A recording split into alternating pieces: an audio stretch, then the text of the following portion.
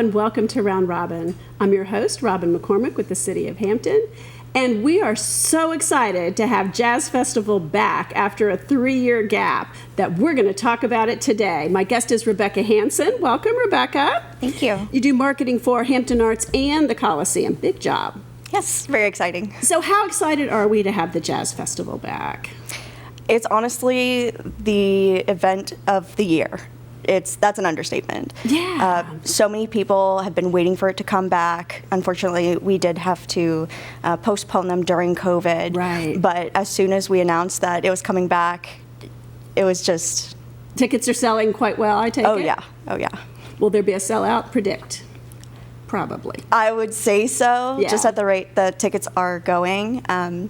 We did change our pricing structure just a little bit. So this year tickets start at $75, but we also offer a group rate. So if you're going to buy 45 or more tickets, you can do them all on one day, or you can split them across the 3 days. Oh, that's great. So sororities who come back, alumni classes who come back. I mean, so many people come back to Hampton University, or, because they went to Hampton University, come back to this. It's part of such a large tradition. Yeah, so the Hampton Jazz Festival actually started, and once the Hampton Coliseum was built in 1970, that's when we were able to take it over to our wonderful venue, and we've had it there ever since, but we do pull a lot from the Hampton University community. Of course. And school is out by then, so they would, current students wouldn't necessarily be a part of the tradition. Some of them may come back or may stay, but they're gone. So it really is so much alumni and friends from out of town.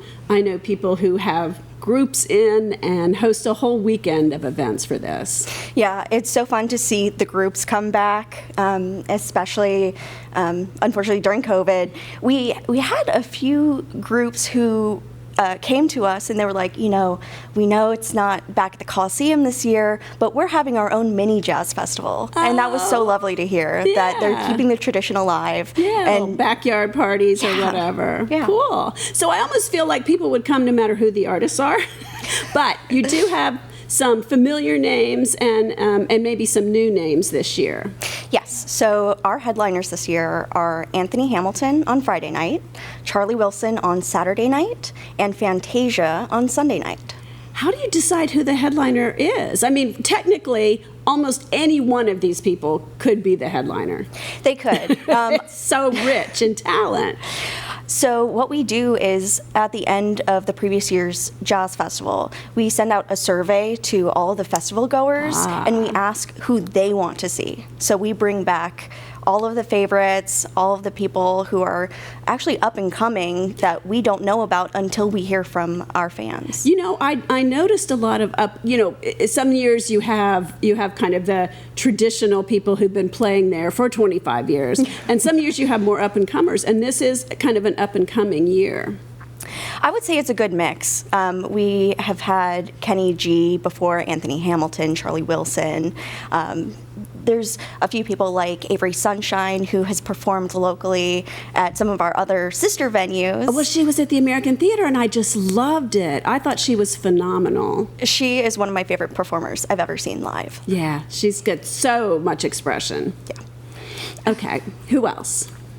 So we have Chris Bodie. So he has come a few years back. It's kind of a mix of people who have previously been here throughout the past decade, but then some of our favorites from the past 1 or 2 jazz festivals as well. Yeah, it's so exciting.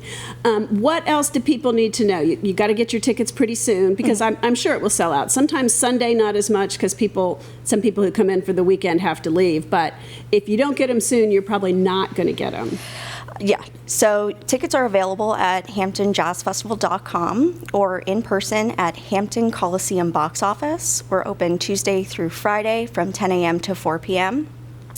If you're going to come with a group, like I said, we do offer that group rate, but even if you're just going to come with family and friends, if you have a certain section that you want to sit in for the best view, you got to nail down those tickets. So a group rate is, tell me how this works. So we offer a discount when you purchase a group order. And when you get that, we try to seat you as closely together as possible, just so you have the camaraderie, you have your favorite area. You know, people find this as a tradition, so they want the same experience, but in a slightly different. How many do you have to get to be called a group? 45 or more tickets. So you can split them up however you want. Oh, so that I cannot do math, but it can be so if 15 you're going to per all day. Three, yeah, 15 per day. 15 people if you're going to do it all. That's a good number. There's probably a lot of folks who have that many people they go with or can patch together a couple of groups. That, and we actually have a large portion of festival goers who come from out of state. So we have a lot of people in the Northeast region who drive down by bus and make it a fun weekend holiday. Yeah, it sounds great. And it is a mix. I mean, it's called the Jazz Festival, but it really is a mix of jazz and R&B and a lot of fusion genres in there as well. Yeah, definitely. Okay, well, give us the dates. It is June 23rd through 25th of this year, and we are expecting some special surprises as far as additional activities that you can experience here in Hampton. That sounds great. Well, we'll stay tuned for what those are. Yes. All right, well, thank you so much, Rebecca. Thank you. And I hope you are as excited as we are about the Jazz Festival coming back. And don't forget to get your tickets soon before it sells out. Thanks for watching.